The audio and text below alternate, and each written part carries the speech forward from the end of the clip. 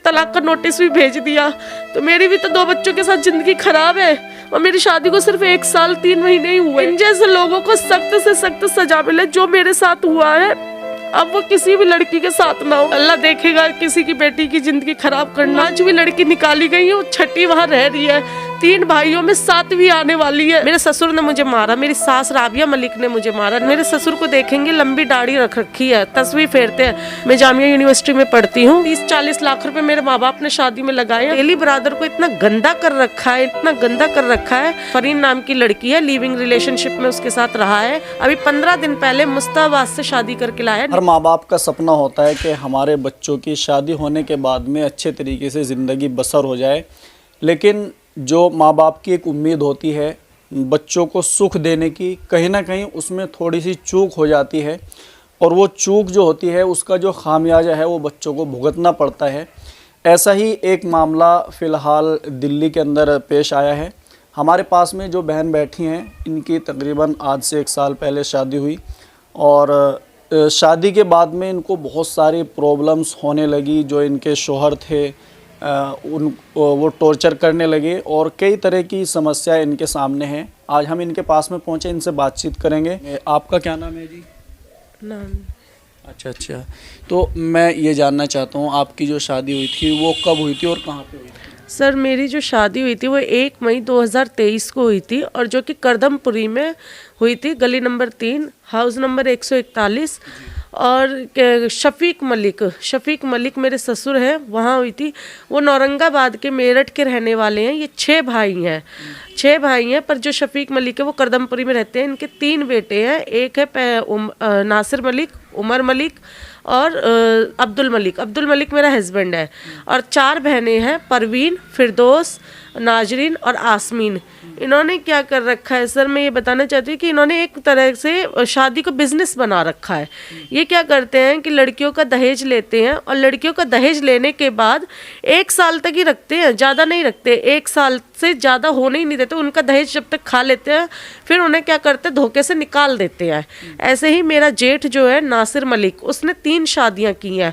पहली शादी उसने मुस्ताबाद से की थी। तो उसने क्या किया नासिर मलिक ने अपनी पहली बीवी के साथ कि उसको मेरी सास ने और जो नंद है मेरी नाजरीन, उन्होंने अलमारी में देख के उसे मारा और उसके दीवार में सर मार दिया। तो वो पूरा सर खून हो गया।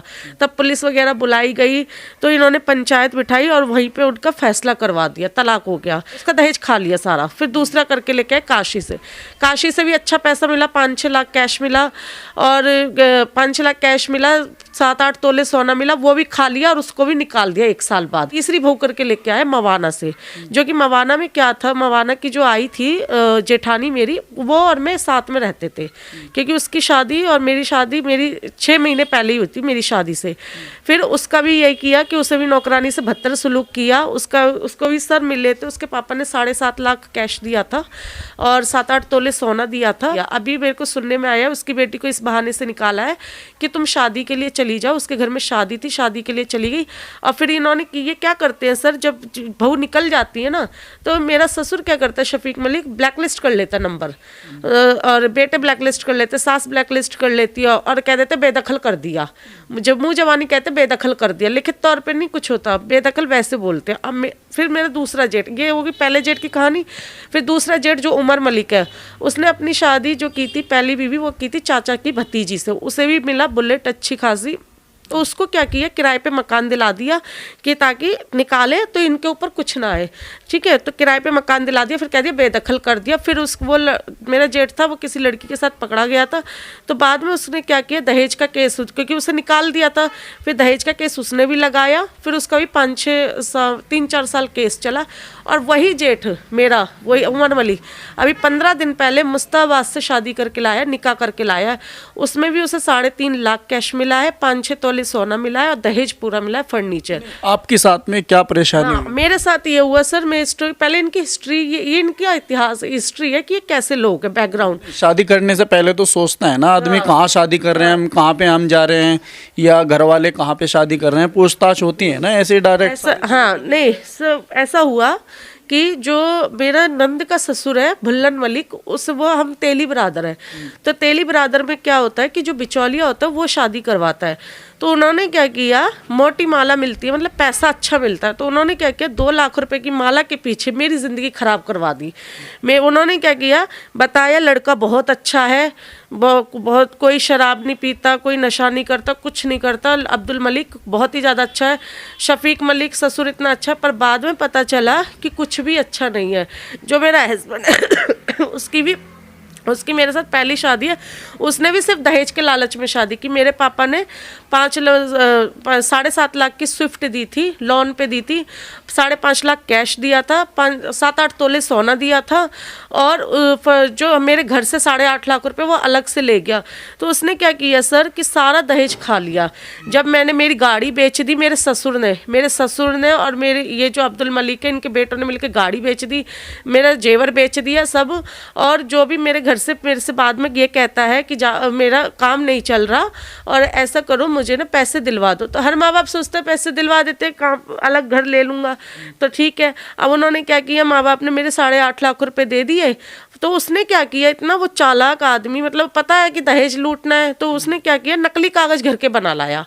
तो मैं जब यहाँ पे आई हूँ अपने मायके में, तो मुझे पता चला वो तो नकली कागज़ है। आप कब आई यहाँ पे? मैं आई थी सर 28 सितंबर को, वो भी मुझे बेड रेस्ट के बहाने से भेजा गया था। तो पंचायत जब जुड़ी थी तो उसमें क्या था कि बहुत सारे लोग जुड़े थे। तो उसमें मेरे हस्बैंड ने, मेरे ससुर ने और ये जितने भी बेटे हैं, इनके रिश्तेदारों, सबने ये बोला कि हम इस लड़की का पैसा दे देंगे, ये पैसा ना देना पड़े मुझे। तो इसलिए बेड रेस्ट के बहाने से मुझे धोखे से घर से निकाल दिया। और मुझसे ये बोलता है मेरा हस्बैंड अब्दुल मलिक कि तू घर पे चली जा, और क्या कहते हैं, मैं यहाँ पे हूँ, तू बेड रेस्ट करने घर चली जा। जैसे ही मैं घर आई हूँ 28 सितंबर को, तो फिर क्या हुआ है सर कि 1 हफ्ते बाद ही मेरे को कॉल आता है, वहीं से ही मेरे घर ससुराल वालों के यहाँ से, जो नेबर्स होते हैं वो बता रहे हैं, भाभी आपका सामान तो कहीं जा रहा है। मैंने कहा मेरा सामान कहाँ जा रहा है? बाद में पता कहता है मुझसे, मैंने कहा मेरा सामान कहाँ जा रहा है और ये घर मकान कहाँ बेच के जा रहे हो? तो कह रहा है मेरे बाप का मकान है, तू कौन होती है? मेरे बाप का मकान था, ले लिया मैंने, और मैंने तो तुझे छोड़ दिया। मुझे शौक लगा कि ये बोल क्या रहा है। तो मुझसे ये कहता है कि मेरा तो दहेज खत्म हो गया, अब तो मैं दूसरी शादी करूंगा। और सर इस चीज़ का मेरे पे प्रूफ है कि इसने ये चीज़ें बोली है, सारा कुछ प्रूफ है, इसलिए मैं बोल रही हूँ। तो बोलता है कि मैं तो शादी करूंगा दूसरी। फिर मैंने जब इसका पता लगाया, इंक्वायरी वगैरह की, तो पता लगा कि ये किसी लड़की के साथ इन्वॉल्व है। फरीन नाम की लड़की है, लिविंग रिलेशनशिप में उसके साथ रह भी रहा है, मेरे ख्याल से उसके रह भी रहा है, इस चीज़ का भी प्रूफ है मेरे पे। तो फिर मैंने ये सोचा कि ठीक है, मेरे से फिर मुझे ये लगा कि यार ये क्या बोल रहा है, समझ पहले तो दिमाग खिसक गया, माइंड ही शॉक लग गया मुझे। फिर बाद में मुझे तलाक का नोटिस भी भिजवा दिया कि ताकि मुझे इसका कुछ भी देना ना पड़े, कुछ भी जो दहेज लिया है, खाया पिया, कुछ भी ना देना पड़े। तो मैं सर ये सिर्फ विनती चाहती हूँ कि मैंने कोर्ट में भी केस किया है, पुलिस में भी किया है FIR। मैं बस ये विनती चाहती हूँ कि ये जो शफीक मलिक और जो इन बेटों ने इतने तेली बरादर को इतना गंदा कर रखा है, उस चीज़ को ये क्या करे कि तेली बरादर से इनको बेदखल किया जाए बिल्कुल। और ये मुसलमान के आप मेरे ससुर को देखेंगे, लंबी दाढ़ी रख रखी है, तस्वीर फेरते हैं, पर उसके पीछे, शराफत के पीछे कितना बड़ा चोर है मेरे ये शफीक मलिक, मेरा ससुर, कि बहुत ही ज़्यादा सर इतना बहुओं पे अत्याचार कर रखा है कि मैं 5वीं बहू निकाली गई हूँ। 6ठी मवाना में रहरियों से भी निकाल दिया है, और उस पर भी केस चल रहा है, उसके पापा ने भी केस कर दिया है। और 7वीं बहू लाने की तैयारी कर रहे हैं अभी, और 1 बहू आ चुकी है। मतलब 5वीं में निकाली गई हूँ, 6ठी लेके आए हैं और 7वीं लाने की तैयारी कर रहे हैं।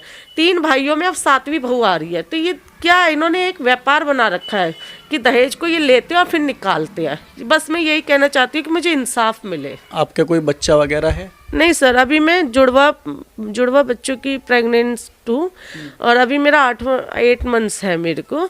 जब मुझे घर से निकाला था मेरे हस्बैंड ने और मेरे ससुर ने, और ये जो सास राबिया मलिक ने, कि 2 महीने की प्रेगनेंसी हालत में निकाला था। ये सोचिए, जो आदमी अपने बीवी और बच्चों को धोखे से निकाल सकता है, वो कितना खतरनाक और कितना वैसा हो सकता है। और एक बात और बताना चाहती हूँ सर, कि ये लोग ने इतना टॉर्चर करते हैं मेंटली, फिजिकली। मेरे ससुर ने मुझ पे हाथ उठाया, मेरे ससुर ने मुझे मारा, मेरी सास राबिया मलिक ने मुझे मारा। नंद फिरदौस मुझसे ये कहती है, मैं जामिया यूनिवर्सिटी में पढ़ती हूँ, तो मैं अपनी पढ़ाई करती थी, तो उस दौरान क्या कहती है कि ये किताबें रख फेंक दे, इसे मैं जला दूंगी, पढ़ती क्यों है। इस तरीके से मेंटली टॉर्चर किया था। और जब मेरे आने से कुछ दिन पहले की बात है, 10 दिन पहले की बात है, 28 सितंबर से, तो मेरे ट्विन्स हैं, तो एक बच्चा मेरा मिसकैरेज की कगार पे था, तो मेरे को डॉक्टर ने बेड रेस्ट बताया, तो मैं दर्द में ना तड़प रही थी। पर वो 4-5 दिन से मेरा हस्बैंड नहीं आया, वो बाहर से ही कुंडी लगा के चला गया।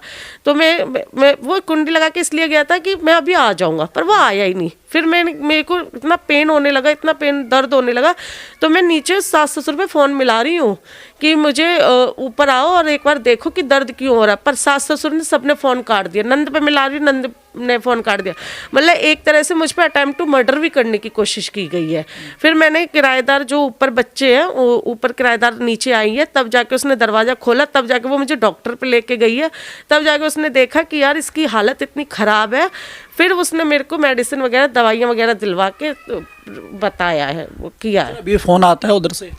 नहीं किसी का सर, वो फ्रॉड लोग हैं, उनका फ्रॉड में नाम आ चुका है बहुत बड़ा, वो हेड लिस्ट पे ही है। क्योंकि वो लोग क्या करते हैं, ऐसा हुआ सर, जब मेरे को 28 सितंबर को निकाला था, तो मेरी मम्मी ने फ़ोन किया ससुर पे, और ये क्या कहते हैं, पापा ने भी फ़ोन किया, घर में भी फ़ोन किया, बिचौलिया पे फ़ोन किया। तो क्या हुआ कि इन लोगों ने ब्लैक लिस्ट कर लिया है। फिर मेरी मम्मी लेके गई है मुझे दरवाजे पे।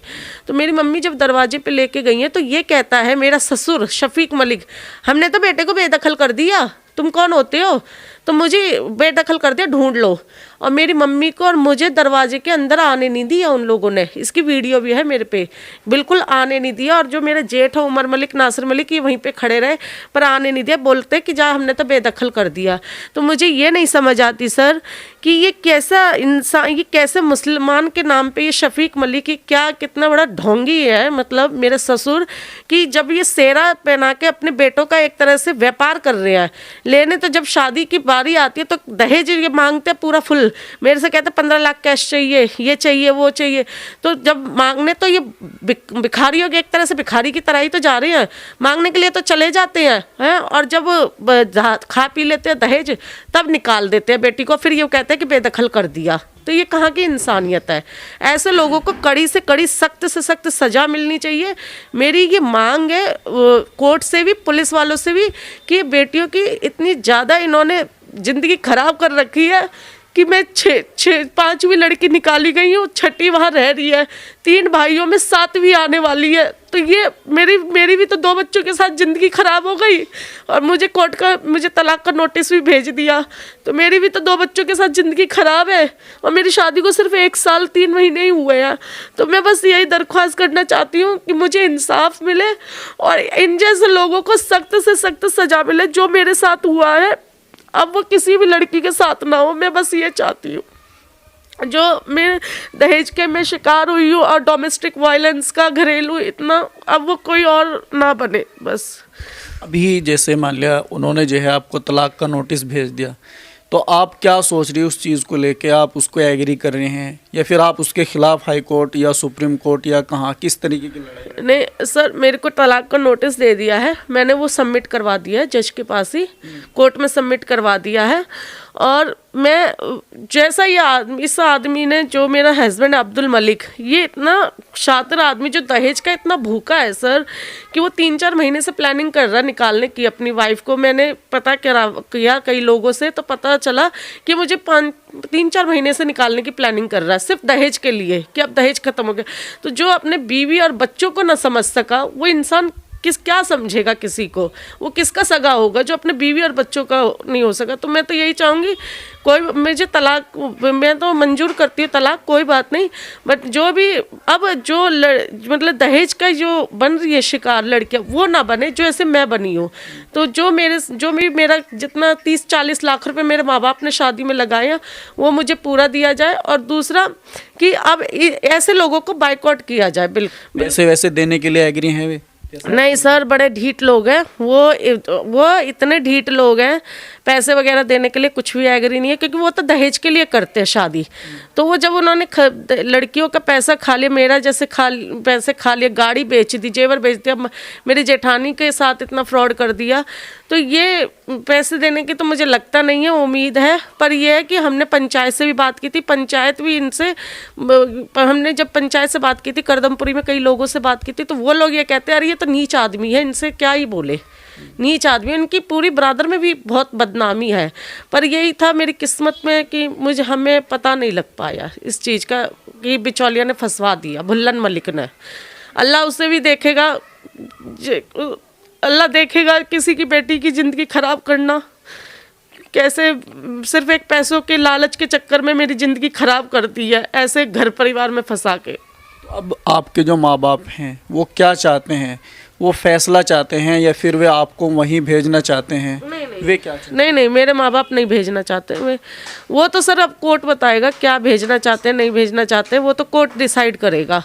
पर यह है कि मुझे इंसाफ मिले, ऐसे लोगों को सख्त से सख्त कार्रवाई की जाए कि अब दूसरी लड़की की ज़िंदगी खराब ना कर सके। गंभीर मामला है दोस्तों, और जिस तरीके से समाज में कुछ लोग ऐसे होते हैं जो पूरे समाज को बदनाम करने की कोशिश करते हैं, और जिस तरीके से इन्होंने बताया है कि उनका जो नेचर है वो कुछ इसी तरीके का है कि वो पूरे समाज को बदनाम करने की कोशिश करते हैं, और पैसों की हवस में जो है वो मतलब बीवी बच्चे यानी कि उनके नज़रों में इन चीज़ों की कोई अहमियत नहीं है। तो इन्हीं सब बातों को लेके अगर आपके मन में भी कोई सवाल हो, कमेंट बॉक्स में लिख सकते हैं। शुक्रिया।